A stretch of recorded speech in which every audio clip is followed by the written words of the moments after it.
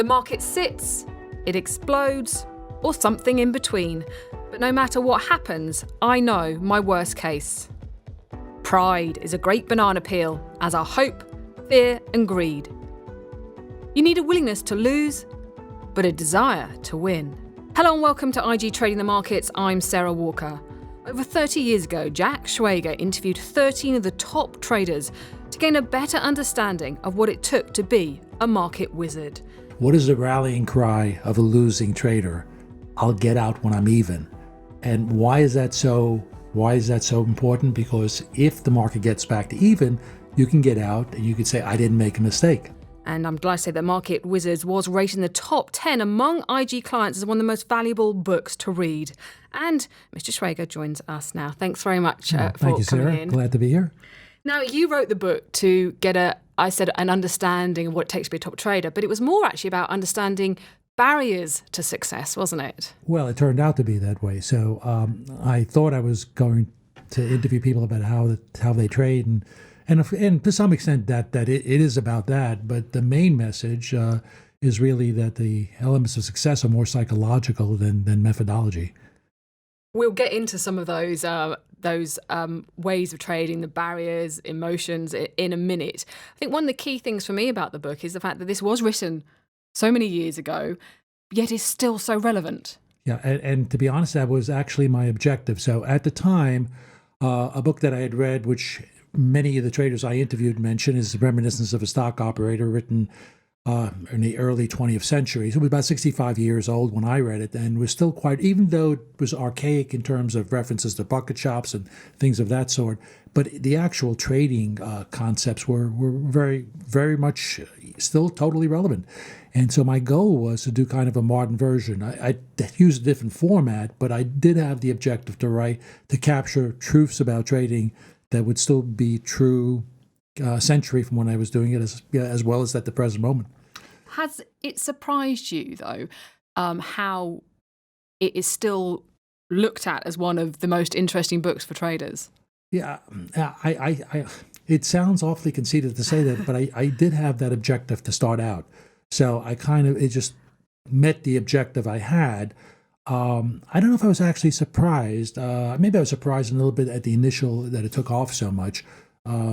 But over the years, it's just been so steady that it's lost its element of surprise, yeah.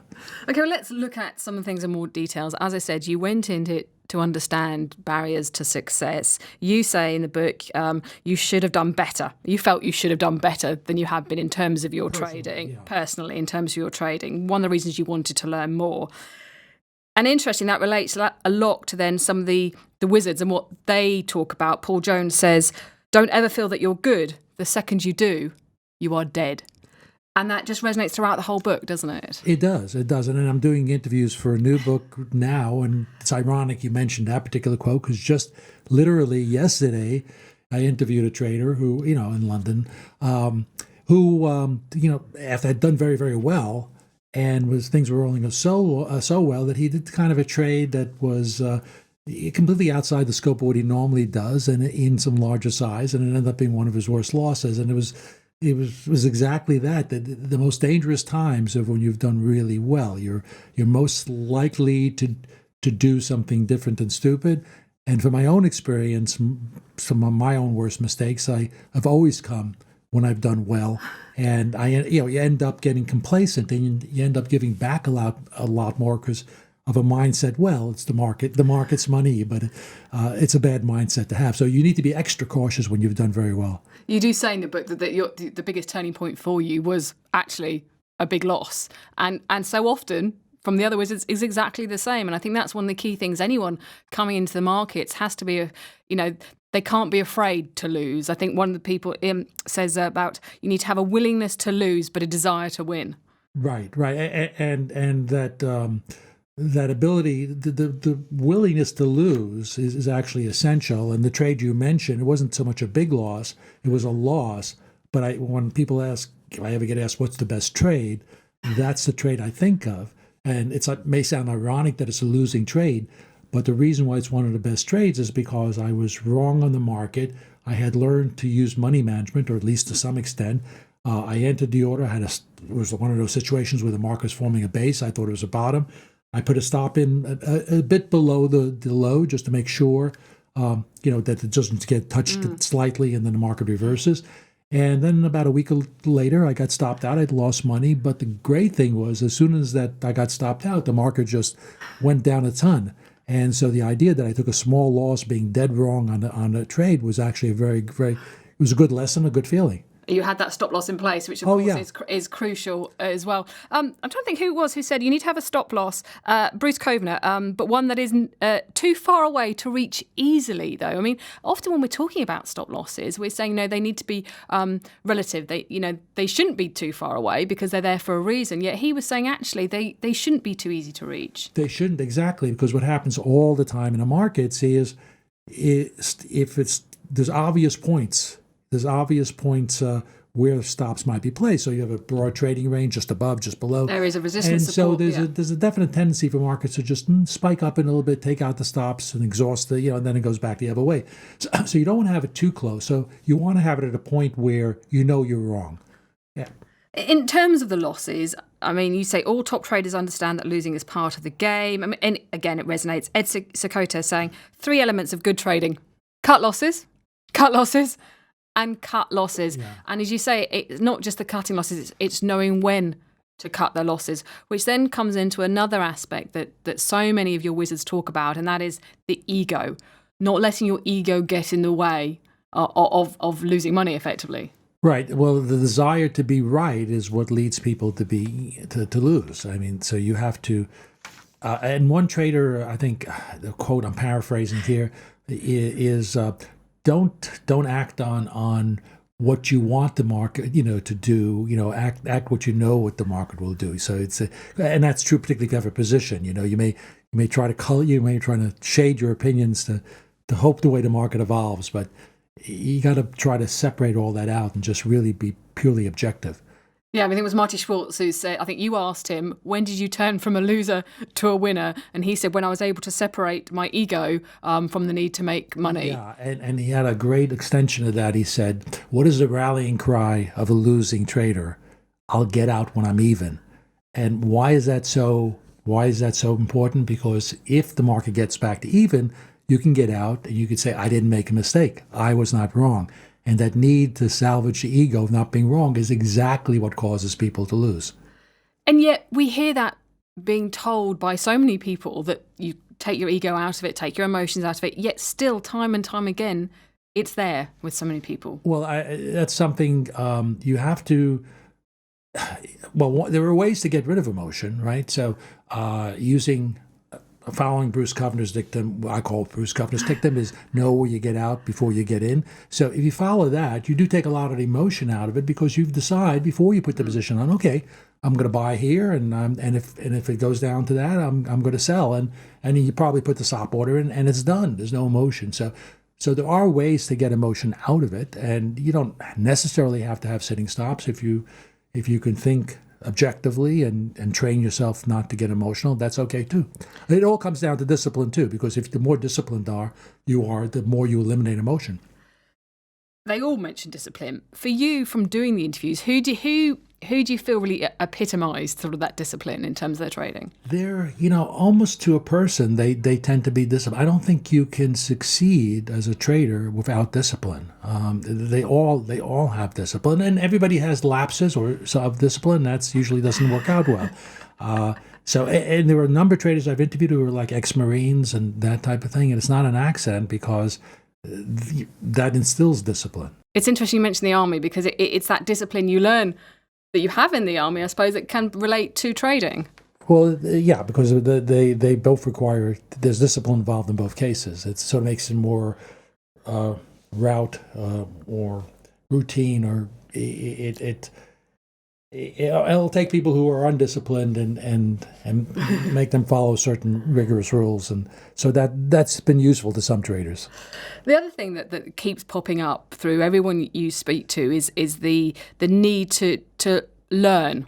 And when we talked about the fact you learn from your losses, one of you said, it's a big trade. It's the trade you will remember is your loss because what you learn from it. And I think they keeping a diary. David Ryan says, he sat down and studied every mistake after losing 40,000 back in 1984.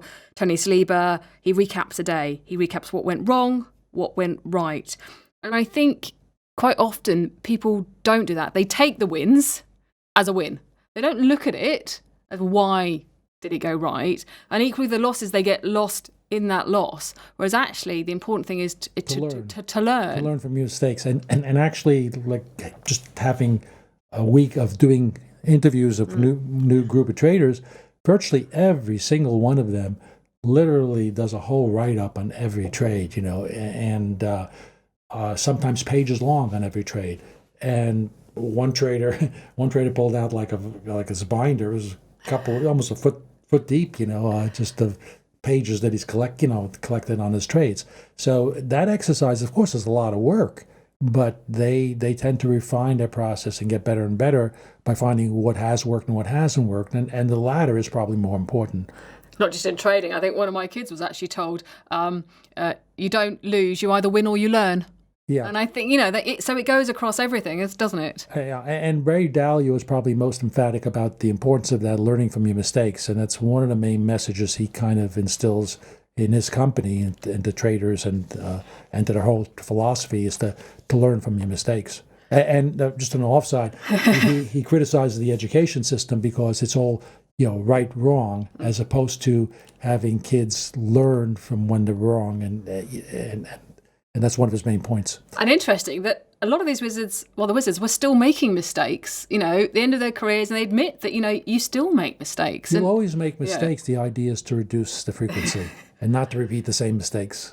And also the weight of your portfolio, the talk about, not going, putting too much in, looking at your portfolio as a whole rather than just the trade. So making sure you've got that risk to reward ratio right. Yeah. And of course it's, the risk reward is part of it, and it interchanges also or connects with the frequency.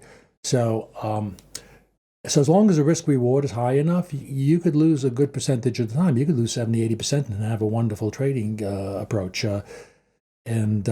So that the asymmetry of trade outcomes is very, very important, and it's actually one of the things I focus on most. And again, I'm thinking of traders I interviewed, because this week the traders I interviewed this week, particularly in London here, had just enormous asymmetry of gains to losses. So you would look at their winning months and losing months, and literally their winning months would be 10 times the size of the losing months. And that is really like the ideal that you'd like to reach, is have your gains be much larger than your losses. From the people you've been interviewing recently, if you're new wizards, as it were, what are the big differences, or are there any, between the older wizards, not between their age, but the original wizards and the new ones?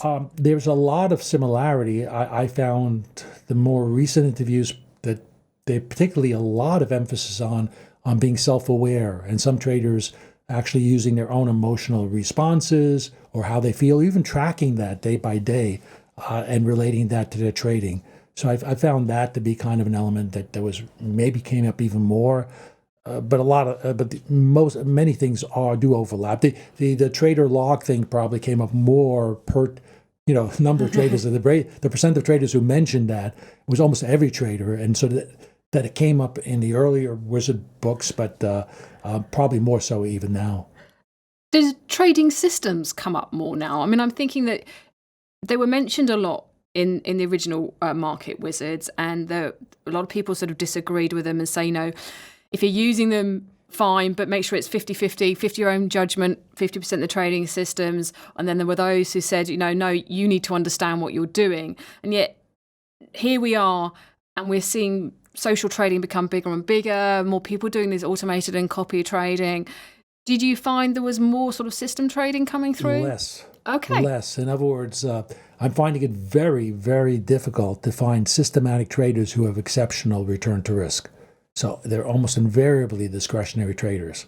And in fact, so out of the whole list of people I have interviewed or still scheduled, only one is a systematic trader. And his performance is not quite on the same par as the others, although he's been successful for a period of 23 years, which makes a difference too. I mean, it's not just how well you do, but if you do it for that long, that itself is an achievement. And his numbers are still quite good. And that was the only one trader that I found that was purely systematic. I think it's gotten very difficult to trade systematically because so many people are trying to do the same thing that at one time worked, but too many people do the same thing and it no longer works. More important to make sure you're doing your own research and you understand what it is you're trading is and what you're trading. You can still come. The system trader who I did get, the reason he succeeded is because he changed his system every 5-6 years when it stopped working. It was that ability to change a system. That, in fact, he showed me this first system that he did for like the first 8-9 years, which was phenomenal. And then it just stopped kind of working. And then he showed me what happened in the years after. And he's lucky he's changed because it just kept on degrading. Yeah, I think that's one of the key things from Market Wizards was stick to the rules, but know when to change the rules. That sounds like an Esakota quote. It's like something he would say. Yeah. Talking of systems, fundamental versus technical, it's an age-old argument, and it comes up throughout the book. I mean, I love Jim Rogers' reply to you. You say to him, a reversal simply is, and he stops you, doesn't he? And he says, don't tell me, it might mess up my mind. Right. And then you've got Bruce Kovner saying, there's a great deal that's right in regards to technical analysis, but a great deal it's mumbo jumbo. Now, you as more of a technical analyst, and then you've got the fundamentals. And a lot in the book actually do both. Yeah. Actually, Bruce Kovner does both. Yeah. Even though he says lots of mumbo jumbo. Well, he said some of it is, but he still uses it as a guideline. You also have somebody like Marty Schwartz who says, I spent 10 years on Wall Street losing money every year as a fundamentalist, and I got wealthy as a technician. So you have in fact, the point I make about that is you can have people who are purely technical and think the other fundamentals are nonsense and vice versa, and yet they can both be very successful. So the message out of that is there's no secret formula. Even opposite views can still succeed or fail, but succeed is what we're after. The key is it has to be what fits for you, and so it's not a matter of finding the secret methodology, but it's what fits for you. And one more thing, because this is really unusual, I always thought there was only fundamental and only technical, right? And it's like a coin can lend hands or tails. There's really not a third alternative. In this interview, I actually found somebody who doesn't use any fundamentals and doesn't use any technical. How do they trade? So actually, I called the chapter neither because they don't use either one. And it turns out they trade purely on social media. Wow. Yeah. And actually, we shouldn't be that surprised, I suppose, should we? Yeah, but it's interesting. He literally created a third way of trading. Yeah. I didn't even conceive there was something other than fundamentals. So it's interesting, But as we say, as the world changes and as how we communicate changes, then I suppose we should expect new things to appear. And is he doing well? Oh, he's done very well. He's done very well. Wow. That's obviously one of the surprising things of your new Wizards. Yeah. What else really surprised you when you were doing all these interviews? The most surprising thing, I interviewed these traders like Marcus and Kovner and Paul Tudor Jones, and these guys were doing like almost triple-digit returns year after year. That just incredible records. And I thought it would be impossible now to find people with those type of track records. And the most surprising thing is I have. So they're still out there, and it's still possible to have that those incredible type of results. But we have to remember that it's hard work to do it. Do you know what I mean? It takes work. And I think, a lot of people see the Wizards and see those who are making the returns and think, hey, this is easy. And actually the words "this is easy" is used quite a few times in your book. It's one of the biggest misconceptions about trading. People think it's easy. Well, yeah, you can do it poorly very easily.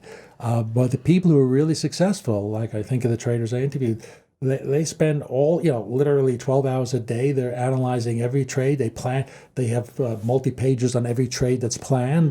There's a lot of work, and they're constantly doing research, constantly revising. So the successful traders really do a lot of work. Did you achieve what you set out to achieve, do you feel, when you did the original Wizards? Yeah, as we talked about earlier. For you as a person, yeah. You're understanding your barriers to mine. success. Mine, I'm not a particularly good trader. I'm not a good trader, so I never. Another thing I should say that one of the most important messages here, and this is really maybe the most important message, is people think they want to be traders, right? Because a lot of times it's a good image and it's a way to make it. Well, supposedly, you could make a lot of money, but the truth is that a lot of people may think they want to be traders, but don't actually. And you have to succeed. You have to have a real passion and love. To put all the work into it and to put up all the emotion and devote your life to it, that's got to be what you're meant to do, what you want to do. I actually found for myself that wasn't me. I still trade and it's okay, and I certainly the fact that I'm a net winner as opposed to net loser is through doing the interviews, but I'm not a good trader. But that's not my that didn't, so. I may have set out that maybe, hey, I can learn a lot and become a great trader. Maybe my self-discovery was that's not even what I want to do. In fact, I found that I enjoyed the process of writing books more than the process of trading. So I learned stuff, and maybe just learning that I don't necessarily want to be a trader for a profession was another thing I learned. Okay, well, Jack Schwager, thanks very much for joining us. I'm going to leave you with one of the quotes of the book, and that is, respect the marketplace, from Mr. Sleeber there, and a really important one to learn. Other ones include takes courage to try, to fail, and to succeed. This is IG's Trading the Markets. Thanks for listening.